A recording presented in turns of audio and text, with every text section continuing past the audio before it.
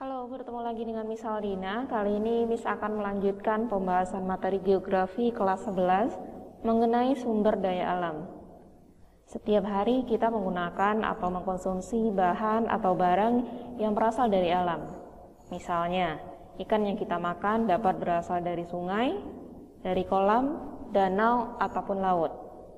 Sebenarnya apa sih arti dari sumber daya alam tersebut? Oke, sumber daya alam adalah unsur-unsur lingkungan alam yang diperlukan manusia untuk memenuhi kebutuhannya serta untuk meningkatkan kesejahteraan hidup manusia yang ada di permukaan bumi. Dengan mengandalkan bahan dan barang yang ada di alam, manusia bisa melakukan aktivitasnya.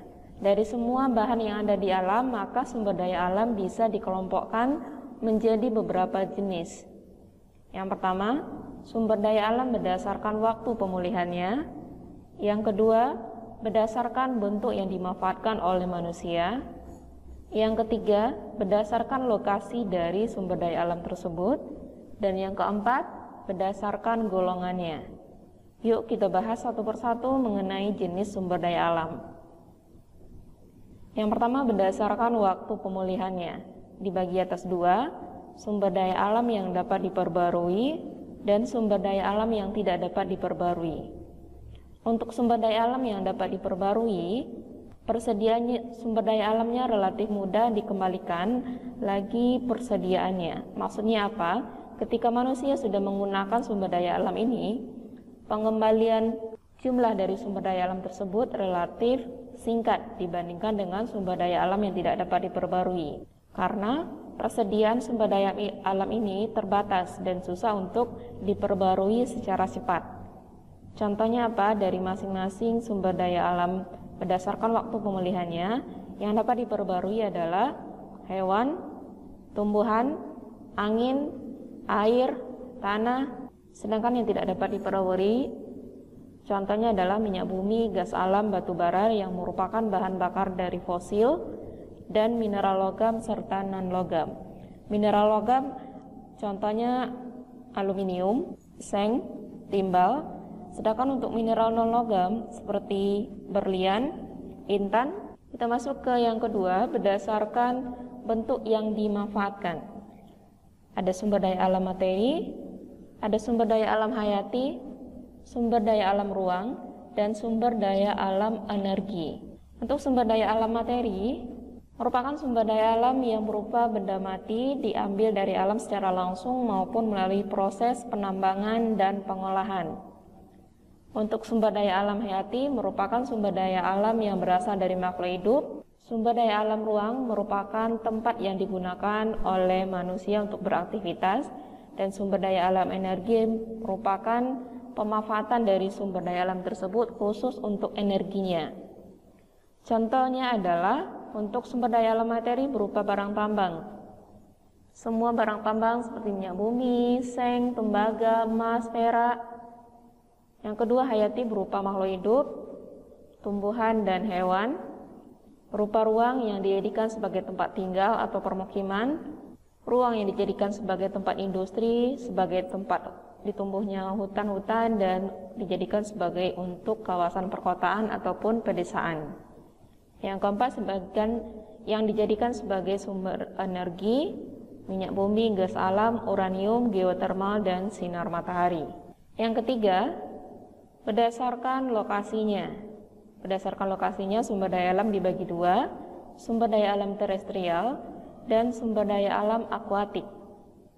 Untuk sumber daya alam terestrial, sumber daya alam yang terdapat di daratan dan dapat dimanfaatkan oleh manusia. Kalau akuatik berarti yang berada di perairan. Contohnya apa? Yang ada di darat, ada hutan, ada barang tambang, ada hewan. Yang ada di perairan, perikanan, gelombang laut, terumbu karang, energi gelombang, ikan, rumput laut. Jadi untuk barang tambang seperti minyak bumi terdapat di dua tempat, ada terestrial dan ada perairan. Yang keempat, jenis sumber daya alam berdasarkan golongannya. Dibagi menjadi tiga, sumber daya alam golongan A, golongan B, dan golongan C. Sumber daya alam golongan A merupakan sumber daya alam yang strategis, di mana ini merupakan bahan galian yang berperan penting dalam kelangsungan kehidupan bangsa. Sumber daya alam golongan B merupakan sumber daya alam yang nilainya vital, penting dalam kegiatan perekonomian, dikuasai oleh negara dengan menyertakan rakyat dalam pengelolaannya. Sedangkan untuk sumber daya alam golongan C merupakan sumber daya alam yang biasa digunakan oleh rakyat dan tergolong sumber daya alam yang tidak strategis dan tidak vital. Contoh dari sumber daya alam golongan A adalah minyak bumi. Contoh golongan A adalah minyak bumi, gas alam, batu bara, dan nikel. Untuk golongan B ada emas, perak, platina, tembaga, intan, dan belerang.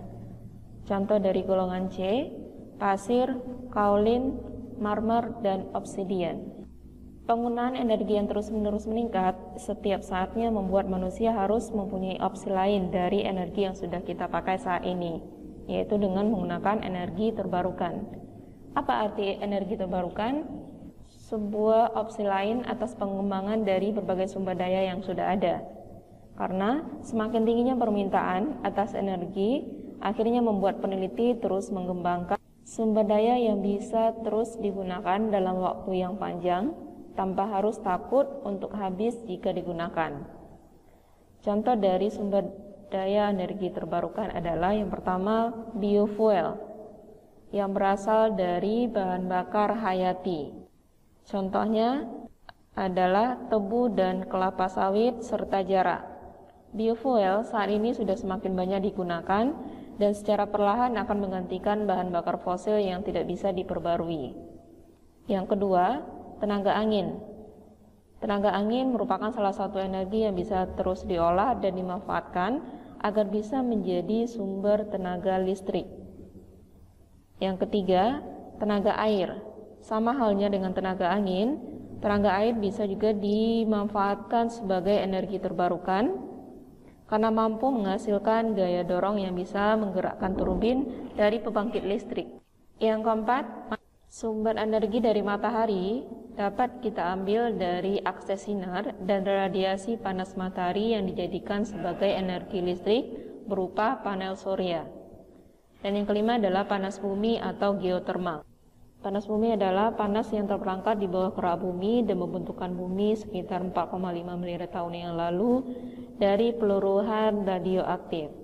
Manfaat dari panas bumi juga bisa dijadikan sebagai potensi pasukan energi yang signifikan.